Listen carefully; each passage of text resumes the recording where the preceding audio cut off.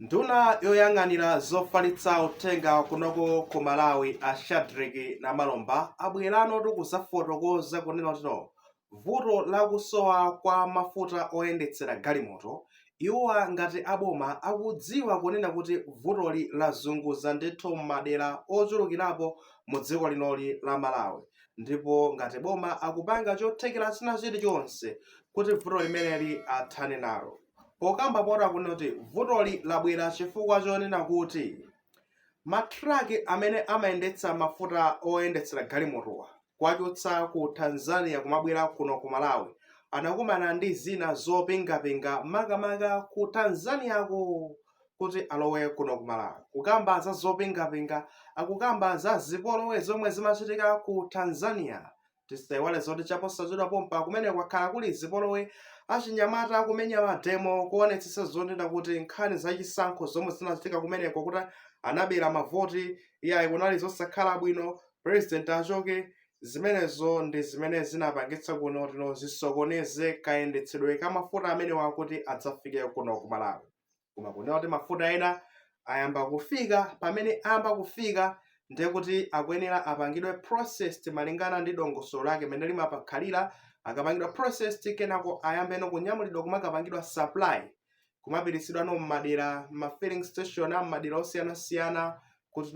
mavuto akusowa kwa mafuta amenewawa akhale ngati mwina mwake achepetsedwa.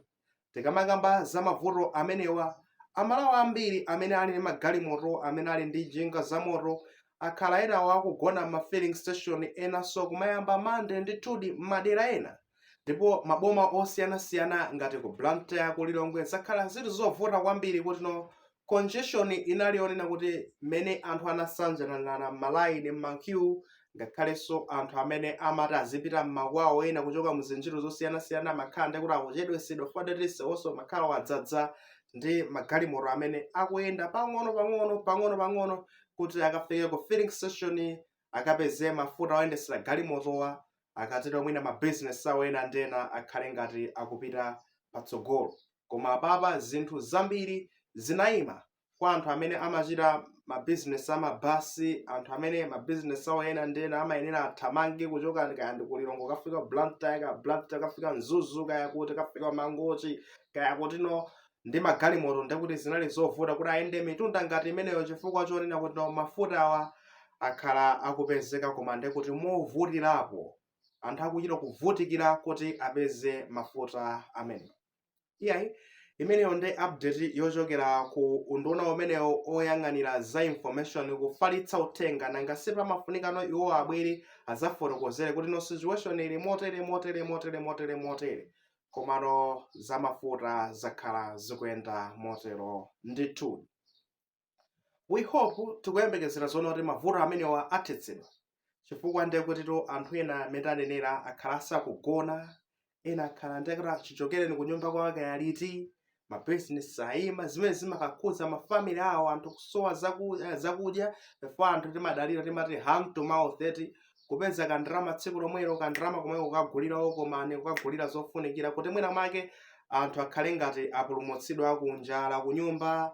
kaya ndi masopo amenewa, kaya ndi mchere, zinthu zofunikira kuti anthu akagule pakufunikira ndramazo zikupezedwa anthu akathamanga m'misewu. Kuti akathamange m'misewu pa magalimoto awo, kaya mataxi, kaya ndi mabasi, kaya ndi chani, kaya njinga zakabaza za moto zikukhala zovuta chifukwa chonena kuti mafuta awachani kulibe mafuta oyendetsera galimoto amenewa. Akamasowaso chonchi timadziwa kale automatic kunena kuti amakwezedwa mtengo makamaka ma black market chifukwa ndekuti amapezeka m'misika ya ma black market imo ndi anyamata amene aja amakhala kutamanga kumakweza mitengo ya mafuta. Iyayi tikugulitsa pa mtengo tere, mulibe option mupanga bwanji chifukwa filling station sakupezeka, akupezeka ku black market, basi zinthu zake kumangokhala zotere. Ayi mmene moto ndi mmene zikuyendera. Ngati muli maganizo ena aliwonse pa nkhani imene mukhozoka mu comment section, komanso kulemekeza maganizo anzathu amene sinapange subscribe, tipange subscribe kuti ma update ngati awawa adzikufikani mosavuta.